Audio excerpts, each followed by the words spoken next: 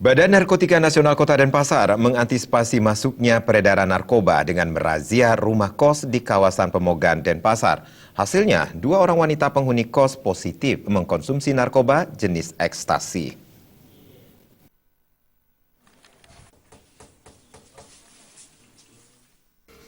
Petugas BNN mendatangi rumah-rumah kos yang ada di kawasan Pemogan Denpasar. Kedatangan petugas saat dini hari cukup mengejutkan penghuni rumah kos.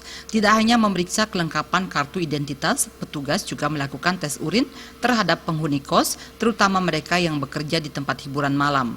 Razia ini sengaja digelar petugas guna mengantisipasi masuknya narkoba. Balik yang ada. Jadi kalau kita katakan adalah mungkin saja adalah dengan arus balik ini nanti di antara teman-temannya, di antara orang-orang juga akan kesempatan ini rentan untuk bisa untuk balik. Maka daripada itu kita selalu antisipasi daripada penyebaran penyalahgunaan.